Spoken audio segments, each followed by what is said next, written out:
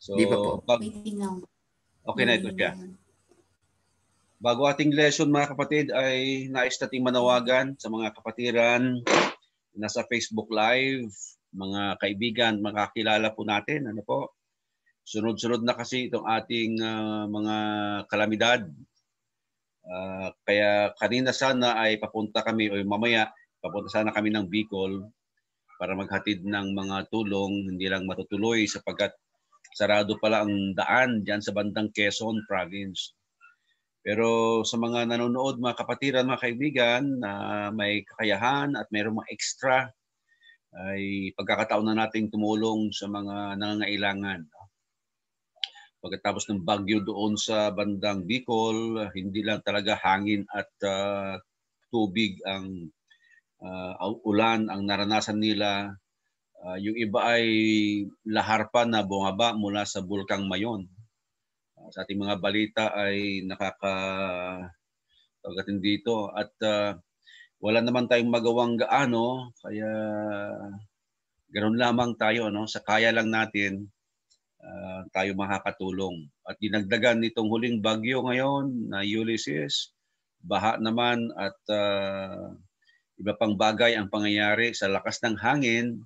Diyan pala sa inyo sa Tagaytay, mga kapatid, no?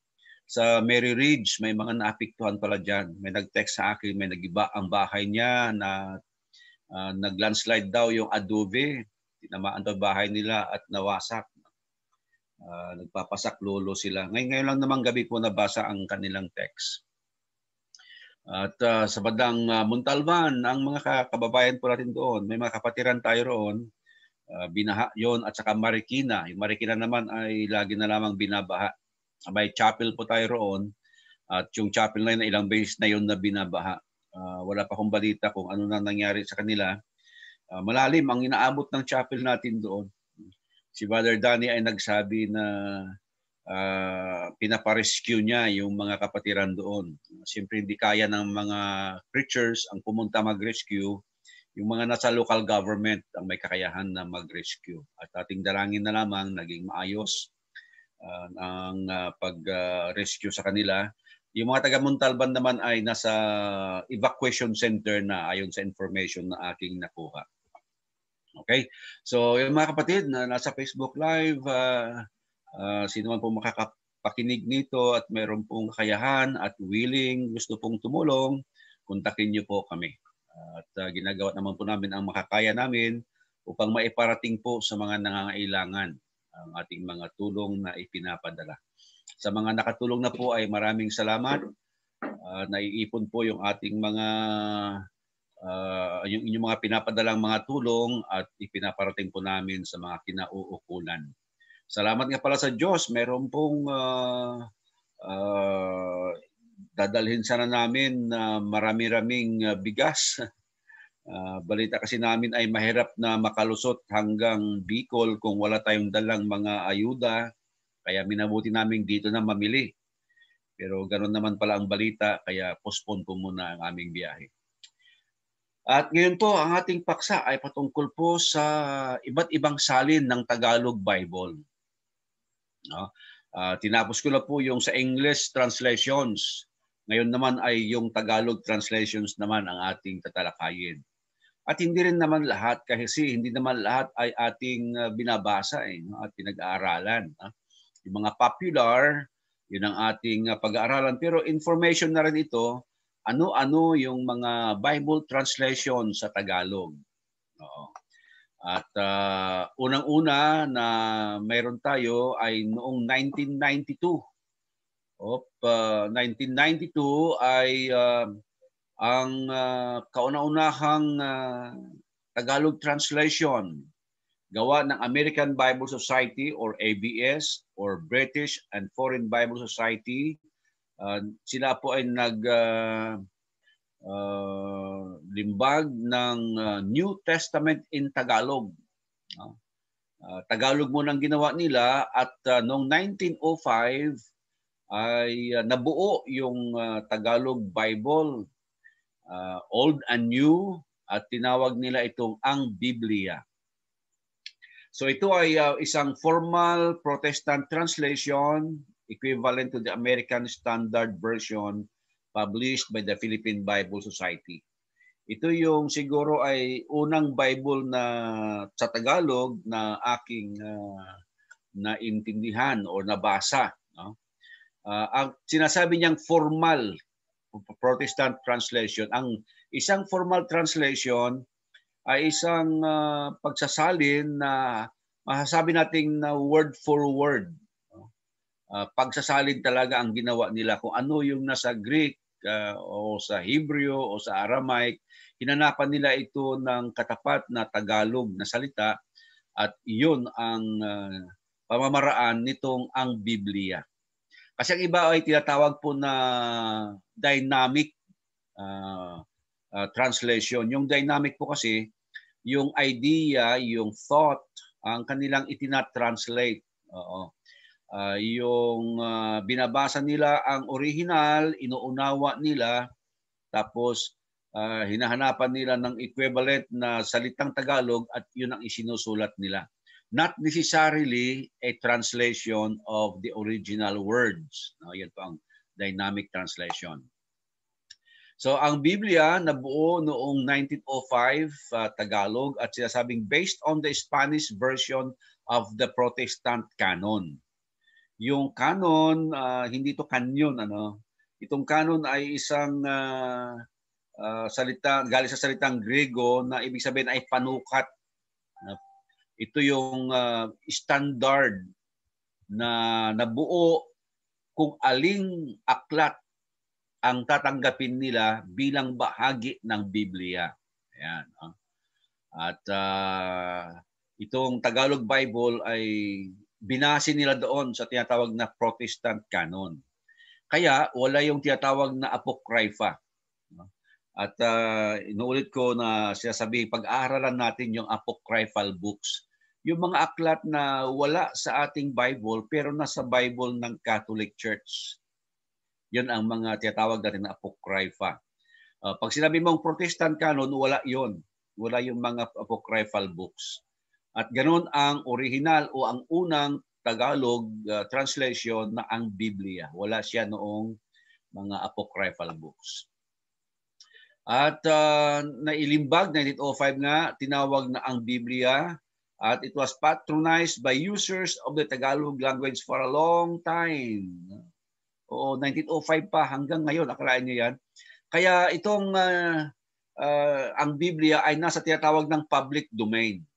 Kapag public domain, ay pwede na siyang gamitin ng sinuman, ilimbag ng sinuman. Hindi ka na makakasuhan ng plagiarism pag kinopya mo. No? Kasi ibang aklat ay mayroong copyright. Ibang translations, no? Mayroong copyright. Hindi mo sila pwedeng gamitin ng mahabang pagkopya tapos ipapublish mo rin, bawal yon. No? Maliban na kung may permiso galing sa may-ari, sa mga publishers ng naturang mga aklat. Ang Biblia ay nasa public domain na. Kaya pala, dito sa aking preparations, research ang ginagawa, pag nagbukas ako ng Bible sa internet, no, lumalabas itong ang Biblia 1905. Yung ibang mga Tagalog, wala pa. Kasi may copyright pa sila eh. Pero itong 1905, 50 years na nakaraan, ay wala na siyang copyright. Nasa public domain. Well, anyway, ang ginamit na text sa translation niya sa Hebrew, sa Old Testament, ay ang the Biblia Hebraica Stuttgartisia. Sa Old Testament dyan. At sa New Testament naman, ay Greek text of Westcott Hort of 1881. So yan ang pinaka-text nila sa kanilang translation. Na okay naman, no? Ito ang ginagamit din ng ibang mga translators kahit nasa English. No? Ito rin ang ginamit nila. Kasi nga itong ang Biblia ay translation from original language to Tagalog. Pero mayroong Tagalog versions na translation mula sa English patungong Tagalog. Hindi okay yun. Ano? Kasi malay nila kung ang English translation ay mayroong suliranin, may problema. Tapos doon sila magbe-base. O di namana nila yung problema ng translation. Mamaya ay meron tayong makikitang ganoon na uri ng translation. Ang Biblia ay tinawag din na ang dating Biblia. Huwag tayong magkamali na sabihin yung ang dating Biblia ay Biblia ng ang dating daan. Hindi. Isang katawagan lamang ito, no? Doon sa 1905 na Bible translation na tinawag na ang Biblia. Tinawag din na ang dating Biblia. So nandiyan, no? Bible is now public domain. May mga awitin, may mga gawain sa literature, musika na nasa public domain. Ibig sabihin, kahit sino na ang pwedeng gumamit niyan. Libre na yan. Parang gano'n. No? So ganoon ang Bible na ang Biblia. Mayroong bagong translation, revision ang Biblia. No? Pinakabagong revision ng ang Biblia ay tinawag na ang bagong ang Biblia. Ito yon, no? Hindi yung mga kino-quote ko, hindi yung mga sinisipi ko na isinusulat. No? Meron akong pinakabagong version ng ang bagong Biblia. Ito yon, ang bagong ang Biblia ang tawag. At sinasabing 90 years after ng unang translation nila ay ginawa. Kailan binasa ko itong aklat na ito at sinasabi niya na ang revision ay noong 2001. Ang title niya, Ang Bagong ang Biblia. Parang kakaiba. Pero yan ang popular na Tagalog version ng Bible. At susunod natin yung iba, number 2. At alam niyo ba na halos 20 yung Tagalog versions? Baka familiar sa atin, 2 lang. Halimbawa, yung ang Biblia at saka yung ang Magandang Balita Bible. Ako noon, yun lang ang alam ko. No? Sa pagre-research natin, mga nakaraan ay nalaman ko na rin. Pero sa bagong research ko, almost 20 pala ang Tagalog versions. So number 2, ang banal na Biblia ang tawag. 1997 na i-publish yung New Testament at year 2000 naman yung Old Testament. Tinatawag na Dynamic Catholic Translation of the Latin Vulgate. Pag sinabing dynamic, hindi siya word for word. Ito yung thought for thought na tinatawag. No? Yung binabasa nila yung original or yung Greek or yung Hebrew, tapos inuunawa nila, ano yung naintindihan nila, yun ang isinusulat nila. Yun ang dynamic. At ito ngayon ay isang Catholic translation. Based sa Latin Vulgate, translation ito ni Jerome mula sa English papuntang Latin o sa Greek papuntang Latin. Ayan. Number 3, ang bagong tipan ng ating mananakop at Panginoong Hesukristo, 1952. Again, it's a Catholic translation of the New Testament from the Latin Vulgate. Ito naman, hindi na Greek, hindi na Hebrew ang pinanggalingan. No? Latin ang ginamit nila. Yun ang kanilang translate pala, ibig ko sabihin. Latin to Tagalog. Number 4, ang salita ng buhay, 1977. Translation of the New Testament produced by Living Bibles International. May nakita na ako na ganitong translation. At dati ay mayroong radio program ang mga kapatiran na pinamagatang ang salita ng buhay. Mayroon palang translation na Tagalog na ganun ang title. Number 5, ang Biblia, New Filipino Version, 1986.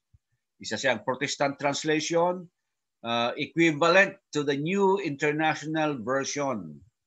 At ang nag-produce po nito ay ang Manila International Bible Society na ngayon ang katawagan nila ay Biblica.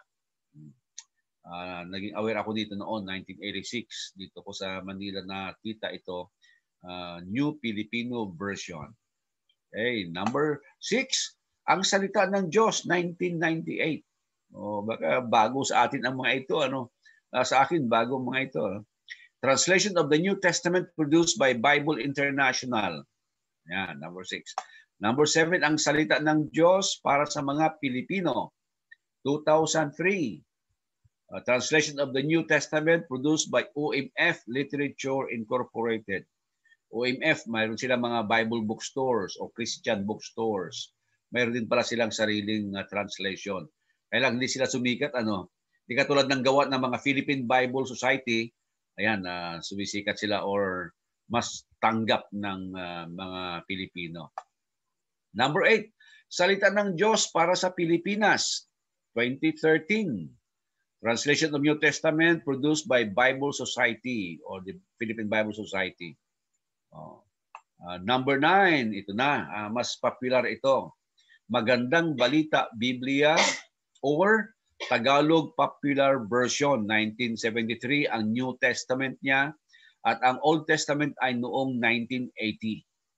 Dynamic Ecumenical Bible Equivalent to the Good News Bible published by the Philippine Bible Society.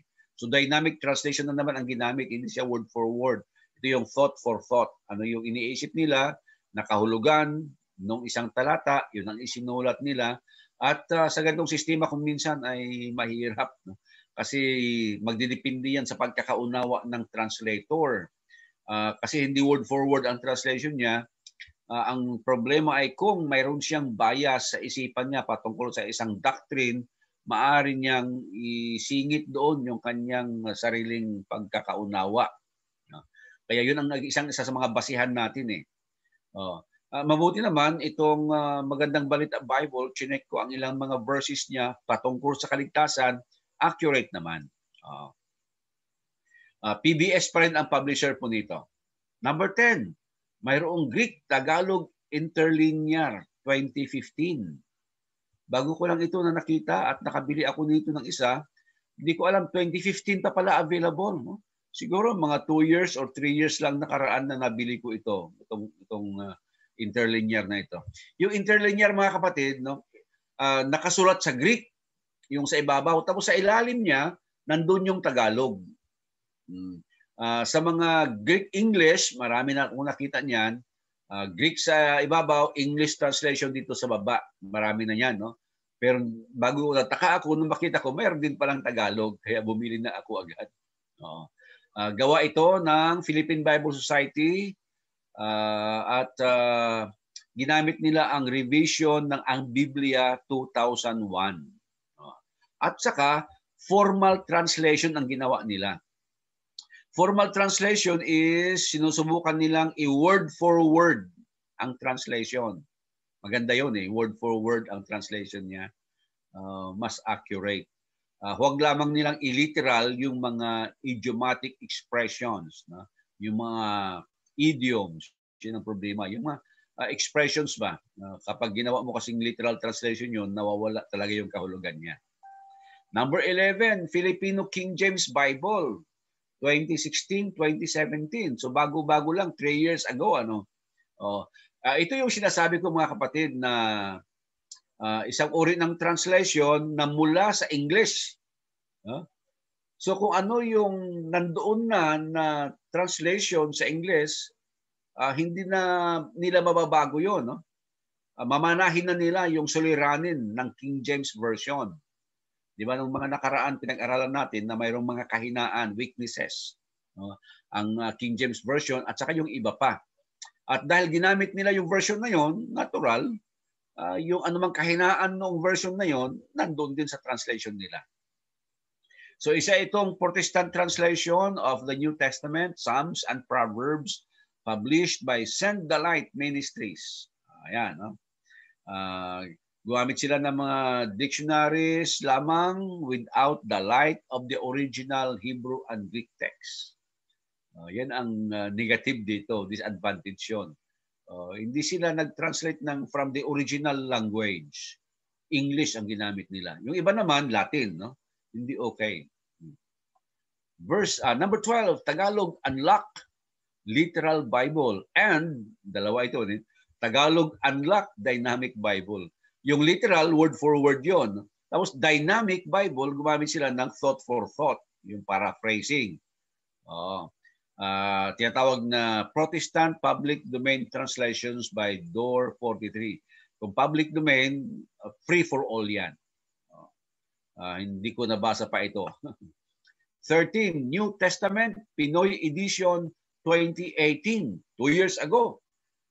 Ito nga yung tinatawag na Taglish at bagay daw ito sa mga millennials. Dynamic pa rin ang kanilang sistema, no? Dynamic. So, thought for thought or paraphrasing. Ecumenical, ibig sabihin ay good for any religious group. Supposed to be, wala silang pinapanigan, parang gano'n. O pangkalahatan ito, kaya ecumenical. No? Niresearch ko kaunti ito, kakatuwa yung kanyang paraan ito. Tingnan nyo itong translation niya. Luke 22 verse 58 to 59. Ito yung kanyang pagkakasabi. After ilang minutes, Taglish, di ba? May nakapansin uli kay Peter at sinabi sa kanya, isa ka sa mga kasamahan nila. Pero sumagot si Peter, hindi po ako yun, sir. After 1 hour, may lalaking nag-insist. Sure ako, kasama ni Jesus ang taong ito. Kasi taga Galilea din siya. Ang galing ng dating din. Ano? Siguro dito sa portion na ito, sa verses na ito, parang okay ang dating. Hindi natin alam yung iba pa. Kasi sabi ko nga parang tawag natin ito, parang ang pagkakagamit ng Bible dito, parang kung na lamang, ordinaryo-ordinaryo. Well, mamaya, mayroon akong sasabihin patungkol sa mga versions. Number 14, Filipino Standard Version, 2009 at saka 2018. Yung dalawang year na yan, yung isa Old Testament, yung isa New Testament. Ano? Formal translation pa rin siya. Ibig sabihin ay word for word. New Testament, Psalms and Proverbs mula sa PBS or Philippine Bible Society. Kaya lang sabi nito, it is a very unpopular translation compared to the other two 2018 publications of Philippine Bible Society. Number 15, ang Biblia ng Sambayanang Pilipino, 1990. Dynamic Catholic Translation equivalent to the Christian Community Bible published by Claretians and is a semi-study Bible. 16, ang Salita ng Diyos or Buhay na Salita, 2010-2015. Dynamic, para fresh ito. Hindi siya word for word. Ang equivalent niya ay New International Version. Kapag-aralan natin na yan. Ang nagsagawa, Biblica or the Manila International Bible Society, tawag na dati, unang pangalan nila. 17, ang Bibliang Tagalog, King James Bible, 2014. Ito na naman, yung ginamit nilang basis ng translation nila, yung English King James Version. Dati, ang akala ko, pag sinasabi mong Tagalog King James Version, ang tinutukoy natin ay yung luma na Tagalog natin, ang Biblia. Hindi pala, no? Yung Tagalog Bible natin na ang Biblia, ito nababasa nyo sa aking mga quotations kung minsan dito sa presentations ko, tinawag na ang Biblia, hindi King James.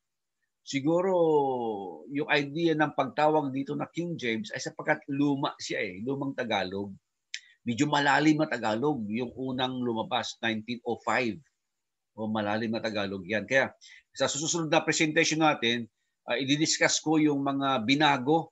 Kasi nga, di ba, mayroon na silang bagong translation ngayon, yung ang bagong ang Biblia. No? Mayroon silang mga binago. Isasali ko yon sa ating pag-aaral. Mas bago na yung mga Tagalog at iniwasan na yung mga lumang Tagalog. By the way, itong Bibliang Tagalog, King James Bible 2014 ay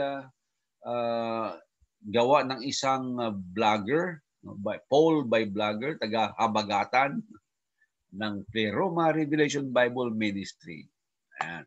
18, bagong sanlibutan, salin ng banal na kasulatan, year 2000, 2019, and 2020. Bago ito yung sa Jehovah's Witnesses na nung nakaraan ay ating pinag-aralan ang tungkol sa kanilang translation sa Ingles na New World Translation of the Holy Scriptures.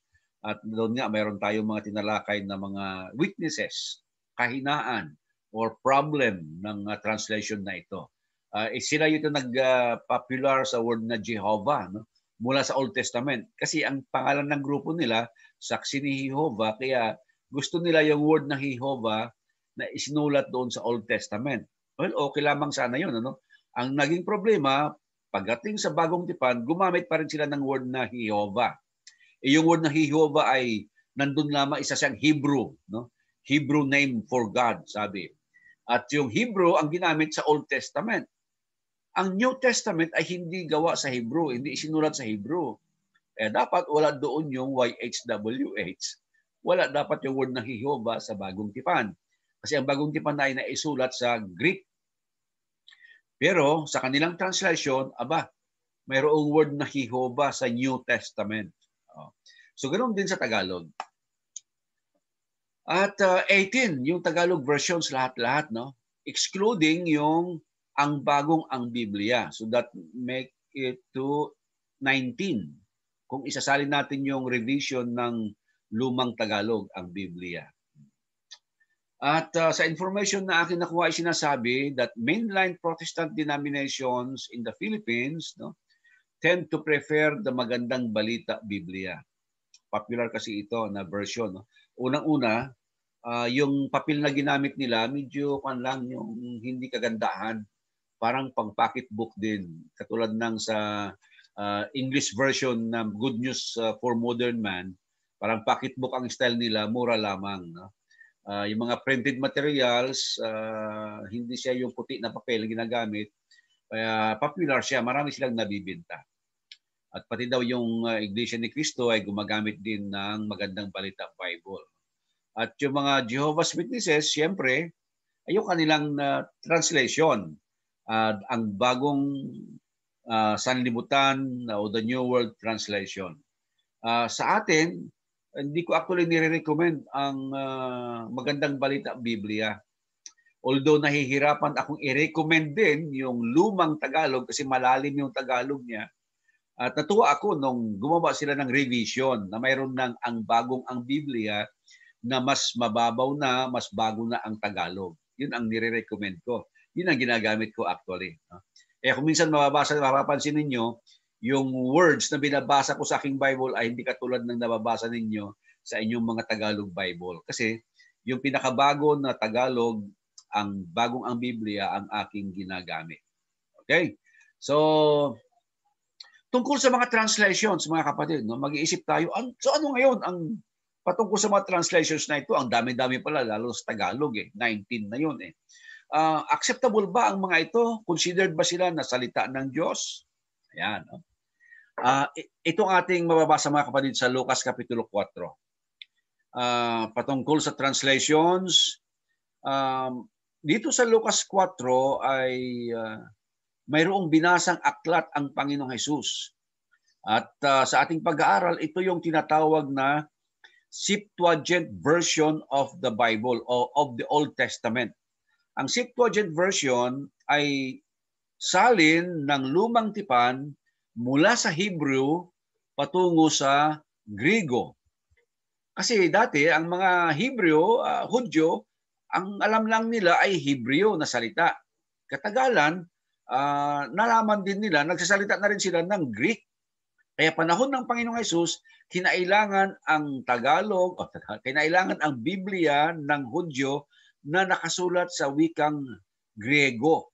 So yun ang ginawa nila, translate nila.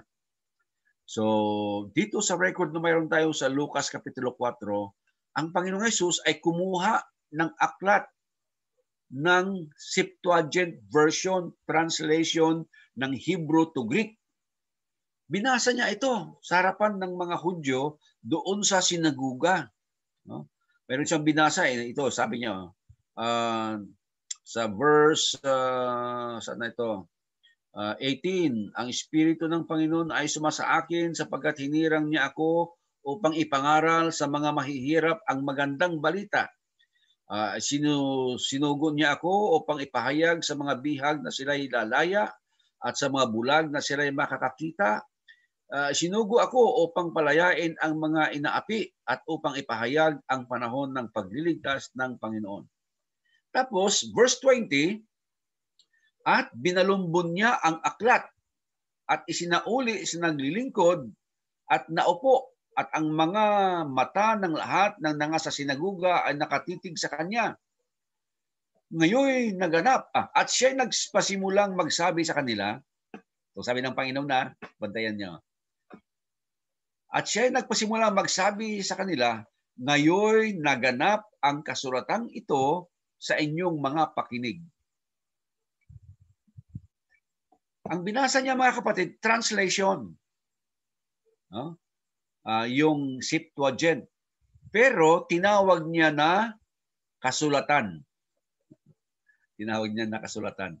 Sa makatuwid, yung mga versions, translations ng Bible ay pwede na tawaging scriptures, kasulatan. Oo.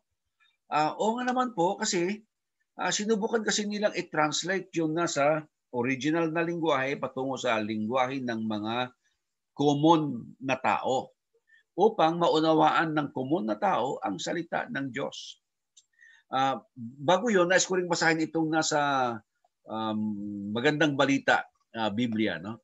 Mauunawaan natin na may kaibahan kaunti. Verse 20 ito. Inirolyo niya ang kasulatan, isinauli sa tagapag-ingat at siya'y naupo. Nakatitig sa kanya ang lahat ng nasa sinaguga at sinabi niya sa kanila, ang kasulatang ito na inyong narinig ay natupad ngayon.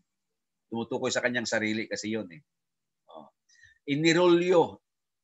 Mas madaling unawain kaysa binalumbon. No? Kasi ito yung scroll. Sinurolyo na ulit at isinauli sa tagapag-ingat. Pero sinasabi nga niya na ang kasulatan ito. So referring to the translation ay tinawag niyang kasulatan. So okay po ang mga translations. Pero ang ating concern ay kung tama nga ba ang pagkakatranslate. Kaya tayo nag-aaral ng mga translations ng Bible sa English at ngayon naman ay sa Tagalog. Upang maging familiar tayo, ano yung tamang translation at ano yung hindi tama na translation. Patungkol naman sa mga translators, isang author na kapatiran ang nagsabi, dapat magpasalamat daw tayo na mayroong mga translators. Kasi ang kanilang intensyon ay maiparating sa mga common na tao ang salita ng Diyos. Na kahit hindi sila nag-aral, hindi mataas ang inabot nila sa pag-aaral, hindi sila mga scholars, ay maiintindihan nila ang salita ng Diyos. At ang mga translators, hindi sila mga perfect. Kaya naman, ang kanilang mga gawa, mga translations nila, ay hindi rin naman perfect. Kailangan lamang ating pag-aralan, alamin ang kahinaan at kalakasan ng translation nila upang makatiyak tayo ng ating binabasa ay katulad nung nandoon sa kauna-unahan na Bible. So there is no such thing as an inspired translator. O kaya wala ring inspired translation. At ang sinasabi nga na lamang ng isang kapatid ay ma-appreciate na lamang sana natin ang kanilang mga effort.